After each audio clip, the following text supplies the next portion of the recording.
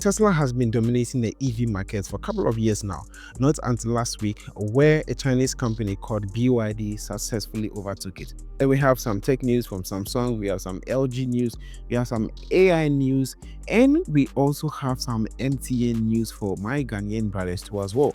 So, welcome to the first episode of Tech News of the Week. Now, this is an episode where I compress all the tech events or news that has happened over the previous week into just a segment for you guys.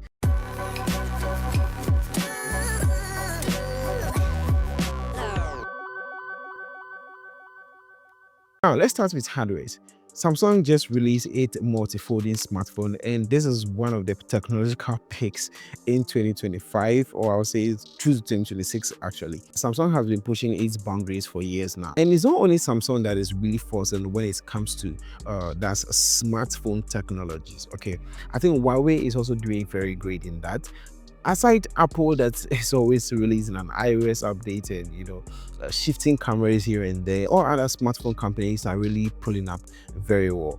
Oppo and a few others. And LG has been making a couple of moves recently that I think we need to talk about. Now, they just released their 2026 grams laptop, and I think this is really good because per the reviews and talks that have been going around, I think the materials that have been used for this particular laptop is a bit lightweight. And when it comes to laptop, one of the key things that a lot of people normally look at is also the portability too as well. So a lot of LG fans are saying it is going to be a huge competitor to that of the MacBook Air. So let's see what comes of it. Says 2026 is gradually approaching, and a lot of tech companies are really pulling in, from AI wearables to 6K inch TV display and a whole bunch of stuff that I've been seeing on the internet recently. And I think let's wait and see what assess 2026 actually have in store for us. And moving into artificial intelligence, that is AI, there's been a new development, and a Chinese company called DeepSeek has successfully introduced a new training model that significantly boosts AI model efficiency. And chances are, if this is actually being introduced properly, we might have a reduction in AI pricing and all that. And this is because this new method is going to disrupt the existing high-cost training methods that these major tech companies have been using over the period. So yeah, it's also going to boost the economy too as well. So let's see how it turns out. Not all AI news have been positive this week. Elon Musk's Grok AI had been facing serious legal issues in France, Malaysia, and India for generating sexualized and offensive images on the internet. So regulatory pressure is mounting, and this has highlighted the loopholes that we are having in AI content moderation. These things actually need to be regulated because the thing is that some people normally generate on the internet is just mind-boggling. So there is a new Windows version update that is coming up.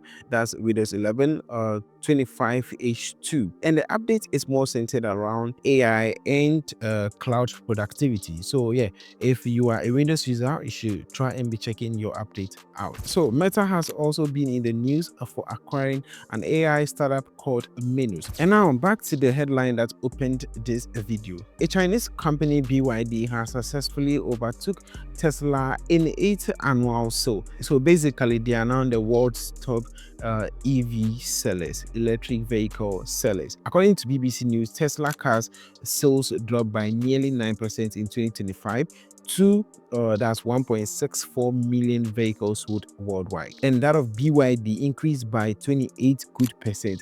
That is 2.25 million cars that has been sold. And here is a question: why is BYD not sold in America? And it's because of two main reasons, according to the Wall Street Journal and that of BBC too as well. That is, one, we have trade barriers, and the second one is because of national security reasons. So let's see how this battle goes in 2026 too as well. So one more positive note, that is drones are now successfully being used in trials for delivering of blood in Rwanda. And this is a major shift into technology, and I think as a continent this shouldn't be a new thing in 2026 actually, because technology or drone delivery should be one of the priorities that some of these hospitals and our health sectors need to incorporate, whether they like it or not, because it is not only going to show our technology prowess, it is also going to help save important lives too as well.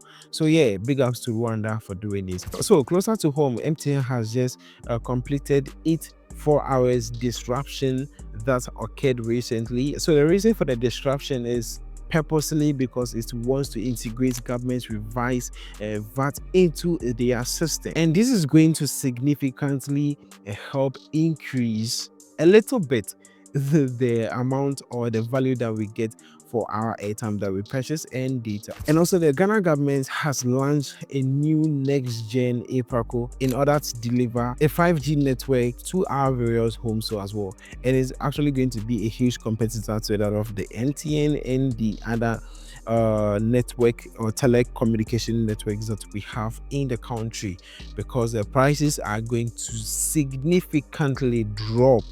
So let's see how that goes. And yeah, as usual, this is the tech news, or these are the various events that has happened in the previous week. Let me know in the comment section which of these news has been one of the favorite so far, and as usual, make sure you subscribe to my channel. See you in the next one.